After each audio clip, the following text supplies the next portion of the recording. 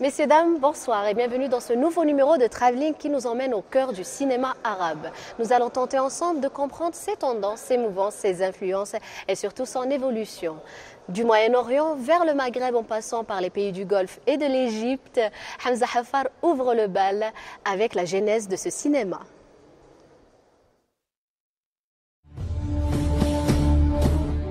La naissance du cinéma arabe est digne d'un véritable conte, où se mêlent ambition, combat et espoir.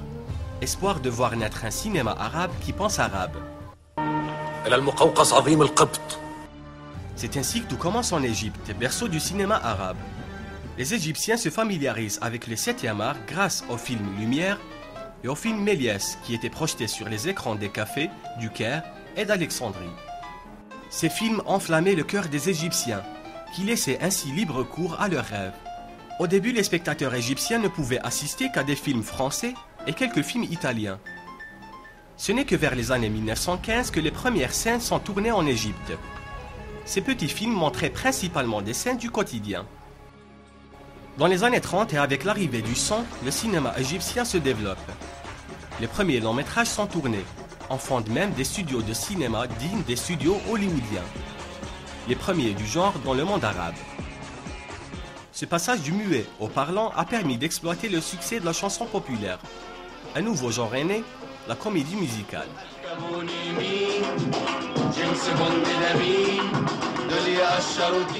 On commence alors à entendre parler d'acteurs à la fois chanteurs et danseurs, dignes de Fred Astaire ou Ginger Rogers, avec des noms comme Farid Al-Atrash, Abdel Wahab ou Kulthum. Si le cinéma égyptien semblait prospère, il avait néanmoins du mal à s'exprimer. L'Égypte étant sous mandat britannique, la censure politique interdisait toute critique sociale ou politique traitant de près ou de loin de la réalité égyptienne.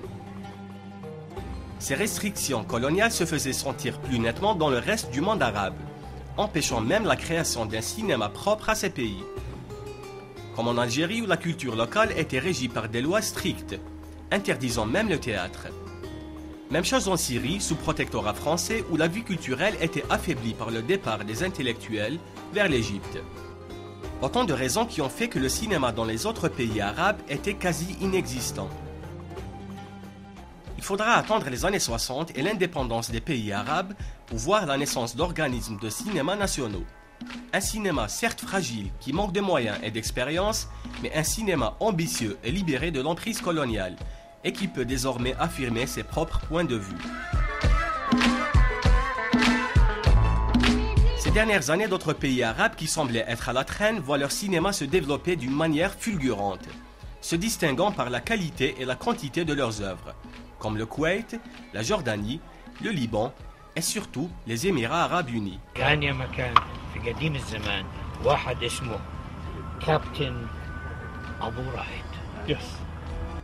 Aujourd'hui, les pays arabes ne se contentent plus de produire des films à consommation locale.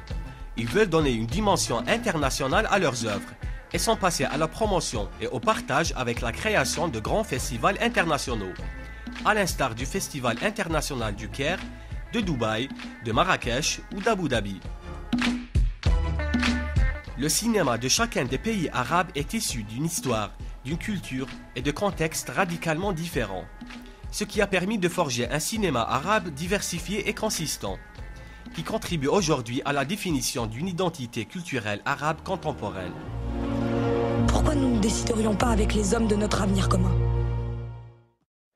Et pour parler de cinéma arabe, nos invités viennent des quatre coins du monde arabe. Nous commençons par à ma droite, Selma Bargage, bonsoir. Elle nous vient du Maroc, elle est réalisatrice. Voilà, et membre de l'URAM, de l'Union des auteurs-réalisateurs marocains. Voilà. Et Nesrine Ziyad, bonsoir. Vous êtes réalisatrice de documentaires, journaliste spécialisée dans le cinéma et elle nous vient d'Égypte. Je reprends à ma droite les hommes. Joud Saïd, bonsoir. Bonsoir Yasmine. Réalisateur syrien. Et je finis par Hassan Keshesh, comédien et acteur algérien. Je vais commencer par une question, je vais peut-être m'adresser à vous Nesrine. Est-ce que le cinéma a changé de visage quand les cinéastes arabes ont commencé, eux, à produire leur propre image? Il est certain qu'il y a eu un changement significatif dans ce sens dans beaucoup de pays arabes qui ont commencé à produire leurs propres films.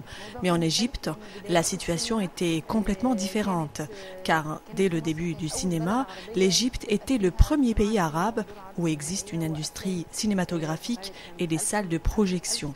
Les premiers films ont commencé déjà à être projetés dès 1895, au début du XXe siècle.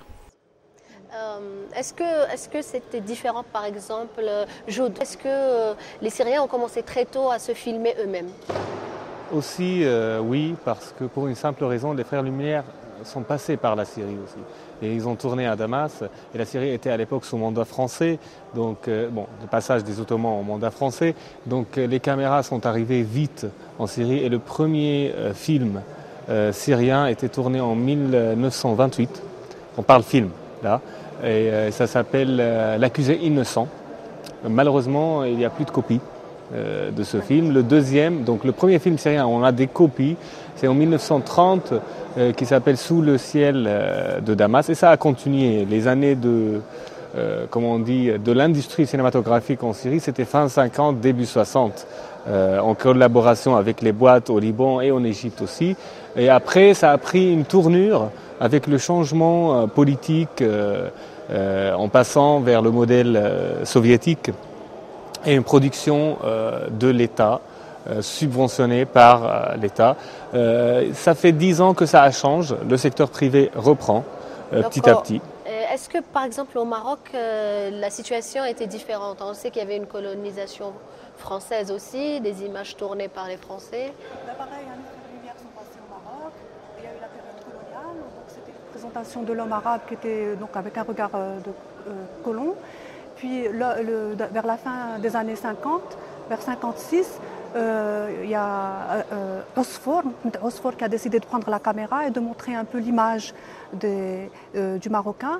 Et bon, bien sûr, après, les années après, il y a une image un peu teintée parfois d'exotisme, parfois avec un regard colonial, même si c'était filmé par des réalisateurs marocains. Et puis peu à peu, ça a évolué et de plus en plus, les réalisateurs ont commencé à parler de thèmes qui les concernent et donc de se rapprocher de plus en plus de leur réalité.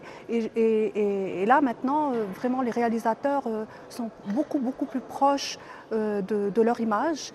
Et il donne beaucoup. Enfin, l'image est beaucoup. Voilà. Elle est beaucoup plus réaliste. Elle est beaucoup plus aujourd'hui. réaliste, tout à fait. Ouais. Hassan Kcheich, là aussi, on sait que le cinéma algérien a commencé quelques années avant l'indépendance. Quand je dis cinéma algérien, produit par les Algériens, voilà, est-ce que l'image a changé? Bien sûr, il faut qu'on fasse la différence entre le cinéma français en Algérie et le cinéma algérien fait par les Algériens. Le cinéma est né au cœur de la Révolution. Ça fait 55 ans qu'on est en train de fêter les 50 ans d'indépendance. Oui, certainement, parce que si on essaie de comparer entre l'image qui ont été diffusées ou projetées, comment c'est d'une manière caricaturale ou peut-être classique, avec une tenue, des images type folkloriques, exactement. Donc, c'est pas la même chose maintenant quand les réalisateurs algériens ont commencé à produire eux-mêmes. Bien sûr, ils ont commencé à parler de la question algérienne, de la lutte du peuple algérien. Ils ont essayé de propager cette image et de l'envoyer vers le monde.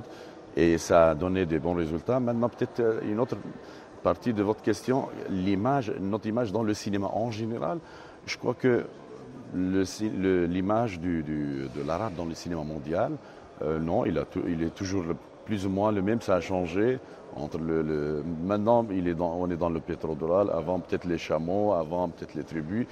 Bon, nous, on propose un autre concept et des autres images et la réalité qui est différente. Mais en réalité, il y a un problème de distribution. Est-ce que nos films ont la possibilité d'arriver jusqu'au consommateur de l'autre côté ou pas? D'accord. Voilà. Donc, ce que je comprends, c'est qu'il y a une industrie, une forte industrie, par exemple, on va dire américaine ou européenne, qui, elle, représente l'homme arabe, qui est peut-être différente quand l'homme arabe se représente lui-même. Est-ce que Joud, c'est votre avis? Moi, je trouve que dans le cinéma arabe en général, parlant des pays qui ont produit depuis longtemps, l'arabe est représenté par lui-même, avec beaucoup de cinéastes. Je parle notamment de la Syrie et de l'Égypte et des films que je connais du Maghreb. Je crois qu'il y a un cinéma authentique. On peut parler d'un cinéma identitaire et authentique, notamment en Syrie et en Égypte. Et moi, j'ai vu des films algériens, des films tunisiens et des films marocains qui sont très, très, très authentiques et qui partent des détails du quotidien arabe vu de l'intérieur. Oui, bien sûr, et qui s'ouvrent vers l'autre, avec un majuscule. Moi, j'ai étudié en France pendant 7 ans, entre 2000 et 2007. Vous avez le film iranien qui passe facilement en salle.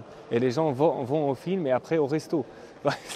C'est sérieux, hein. C'est une culture qui a réussi à passer en Europe. C'est là la question, moi, je trouve. Comment on peut faire passer notre culture via le cinéma? Nesrine, je viens à vous.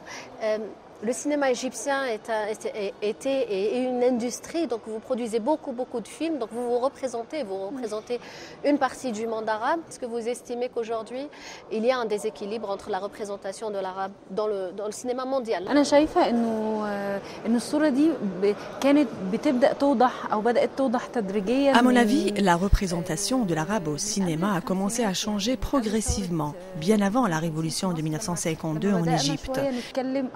أو نطرح شكل العربي في السينما المصرية من خلال التطرق للقضية الفلسطينية. Dès qu'on a commencé à traiter l'image de l'arabe à travers la cause palestinienne, par exemple. Mais ces dernières années, plus précisément à partir des années 80, et depuis que le cinéma égyptien est présent dans les festivals internationaux, l'image s'est développée.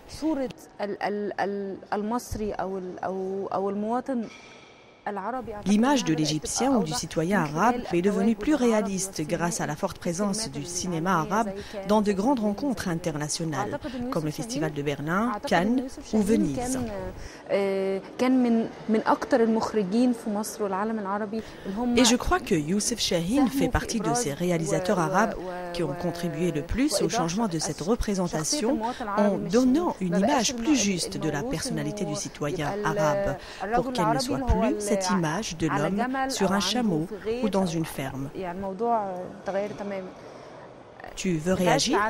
Je veux rajouter une chose. Oui, bien sûr, intervenez quand vous voulez, celui qui veut. Comme disait Nesrine, mais aussi, il ne faut pas oublier qu'il y a aussi des cinéastes arabes qui véhiculent une image de nos sociétés, une image qui plaise à l'Occident.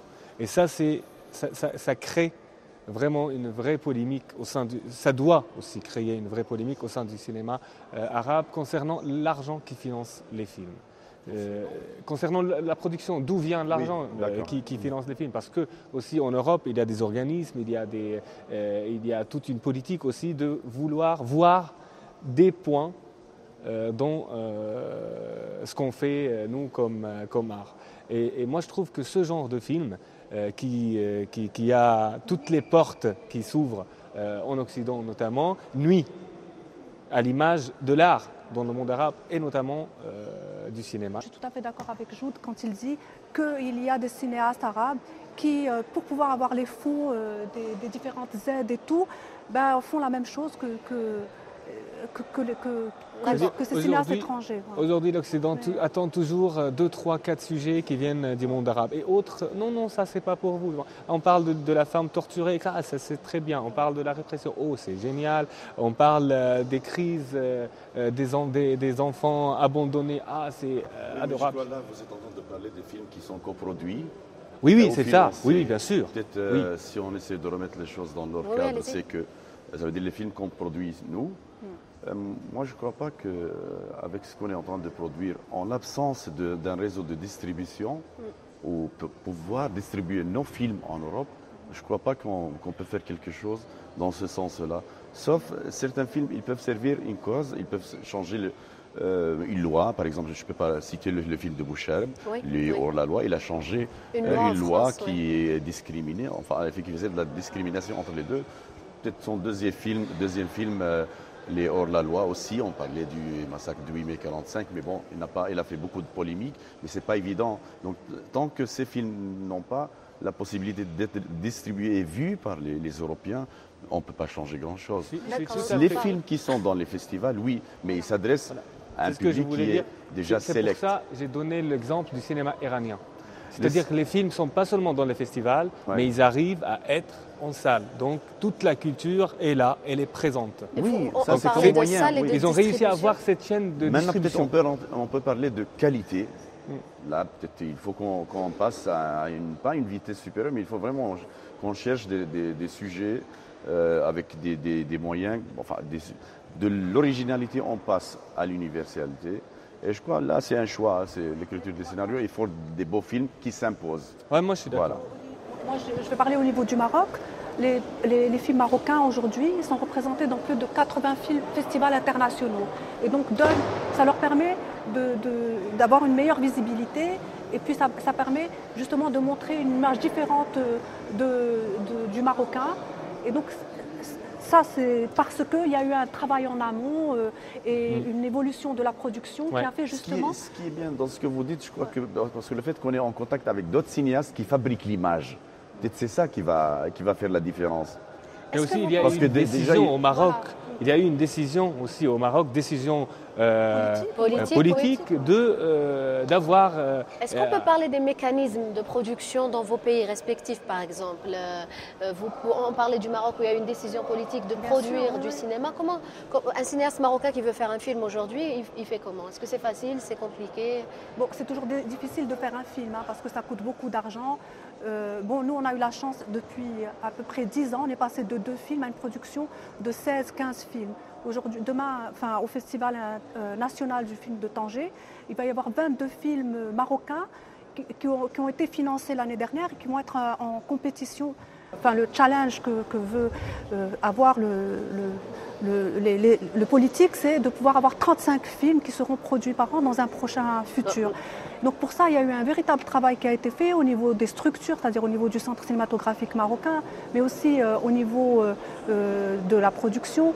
On est passé à un budget maintenant qui est de l'ordre de 60 millions de dirhams. Donc ça, c'est fabuleux pour nous.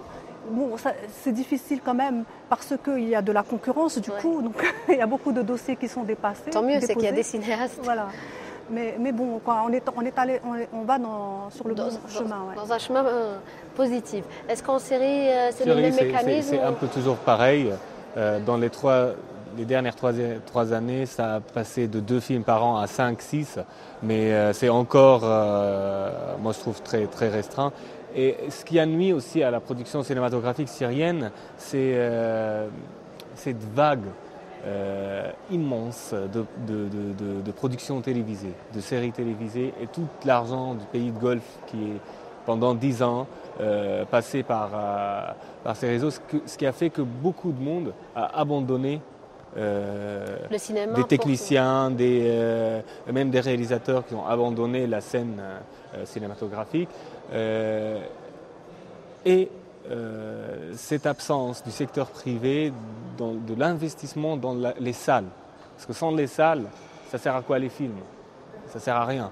Donc il y a peu de salles aujourd'hui en Syrie qui peut servir cette chaîne de distribution des films. Ce qui laisse les films dans cette petite cercle soit de coproduction. Il y a un producteur privé qui a envie de faire un film, donc il coproduit, ou les subventions de l'ONC, qui est l'Organisation nationale du cinéma. Je voudrais dire que ce problème de salles existe dans tous nos pays. Donc on a un vrai problème de distribution et de salles qui ferment. En Égypte, peut-être on passe par l'Égypte avant de finir par l'Algérie. Les mécanismes de production en Égypte, bon, il y a beaucoup de films, donc j'imagine qu'il y a un mécanisme performant.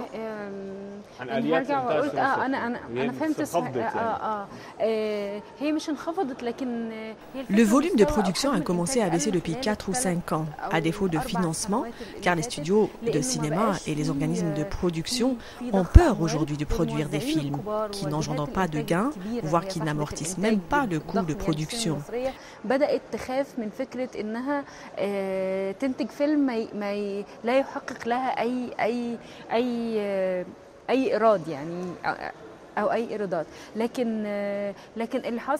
Mais actuellement, on a une nouvelle génération de jeunes ambitieux qui créent ce qu'on peut considérer comme de moyennes ou petites entreprises pour lancer une nouvelle industrie cinématographique qui n'est pas influencée par ce marché.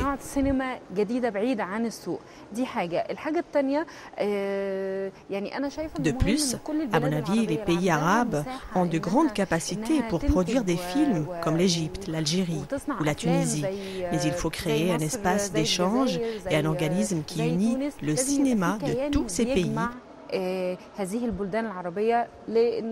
dans le but d'avoir une production solide, et ça ne peut se faire que par la distribution, comme par exemple projeter des films égyptiens en Algérie et vice-versa, pour créer un véritable réseau de distribution en Égypte, au Maghreb et tout le monde arabe. Et moi je finis par l'Algérie par rapport au mécanisme de production.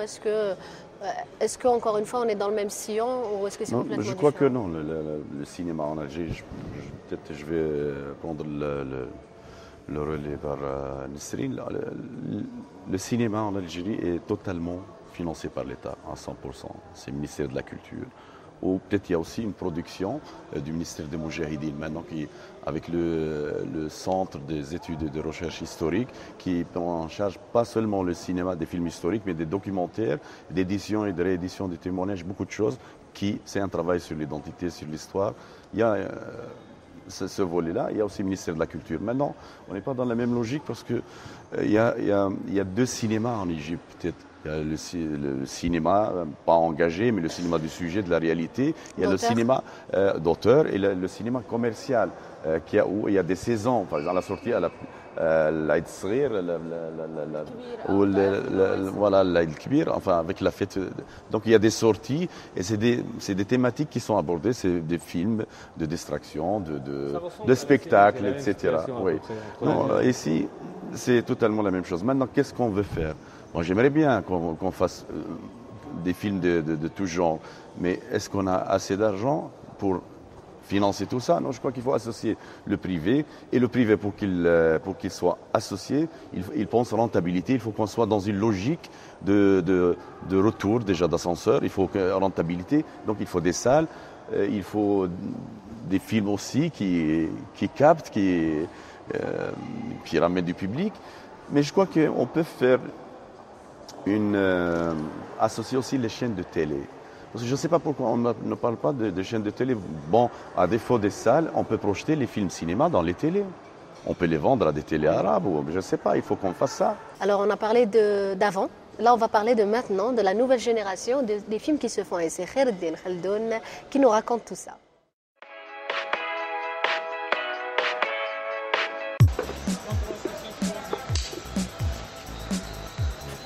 Il semble juste aujourd'hui de dire que l'évolution du cinéma arabe suit de près celle de ces sociétés.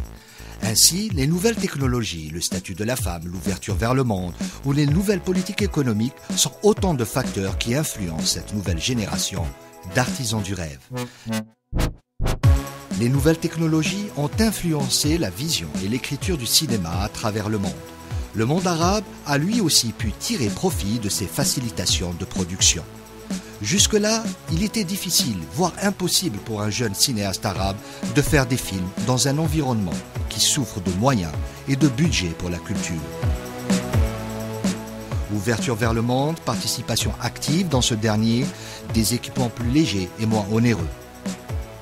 Une nouvelle direction qui a révélé des talents insoupçonnés et a fait découvrir de nouvelles façons de concevoir des films et de raconter des histoires arabes. Un des éléments majeurs qui marque ce changement est celui de la présence féminine intensifiée. Son rôle dans les différents métiers s'accroît. Ici, il se fait plus ressentir du côté du Maghreb, Maroc, Tunisie, Algérie. Le Moyen-Orient n'est pas en reste.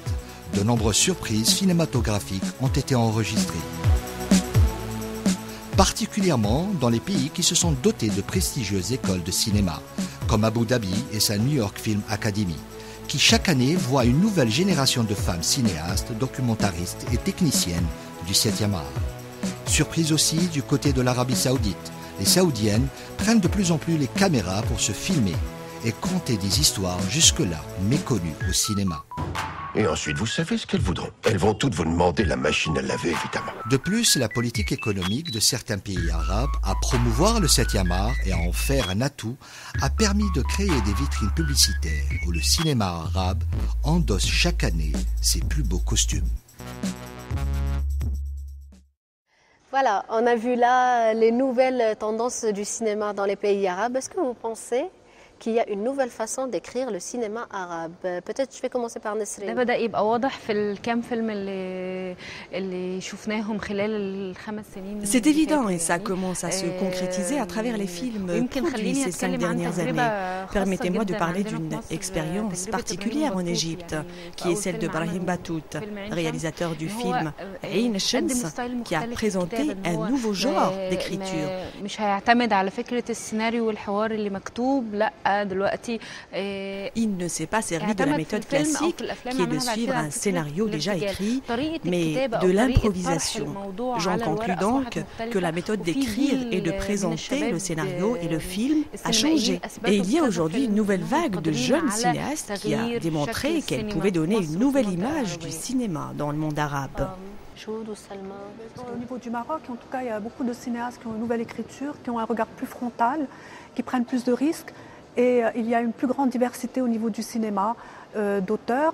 Et il y a aussi un cinéma commercial émergent, donc qui est bien aussi pour l'industrie. Oui.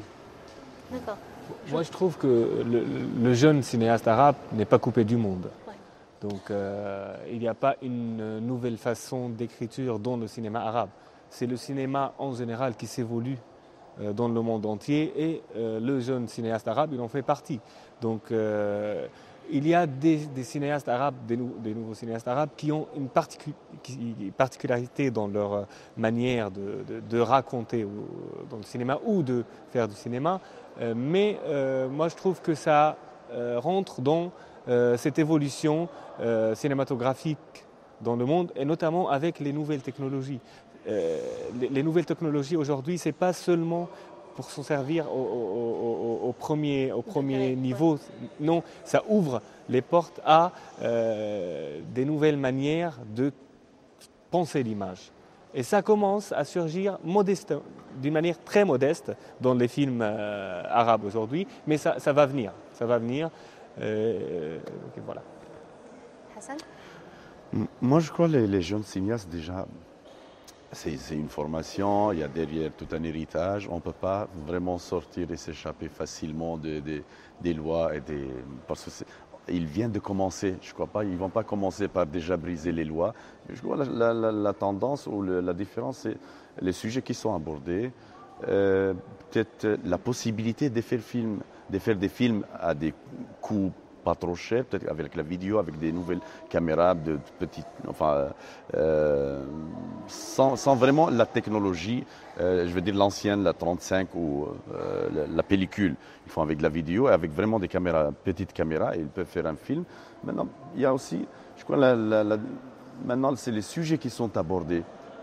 Il y a énormément de sujets qui sont abordés par les jeunes.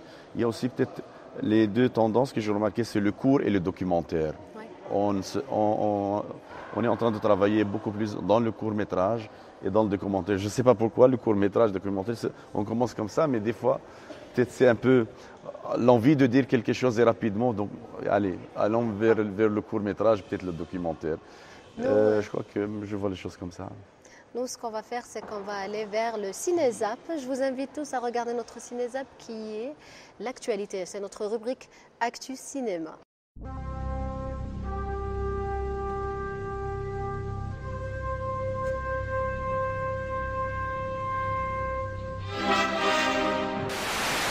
C'est la joie qu'on demeure chaque jour.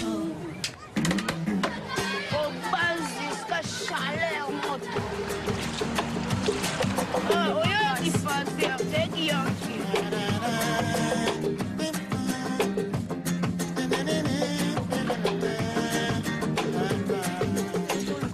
Concert, tout le monde veut comme un peu bateau.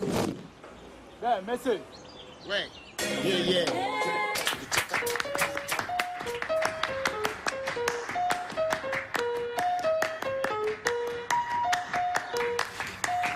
La petite nouvelle génération, groupe et les tout jeunes. Mouvement la biso kombo nango.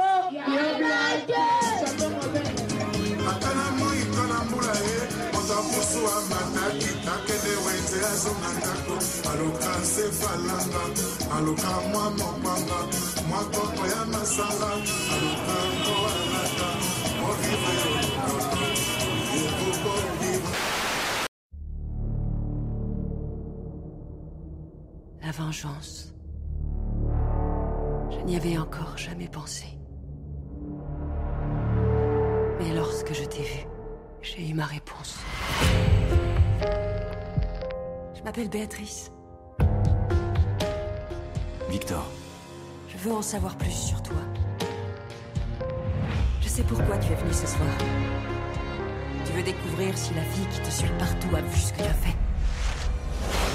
Je t'ai vu tuer cet homme. L'homme qui m'a fait ça, je veux que tu le tues.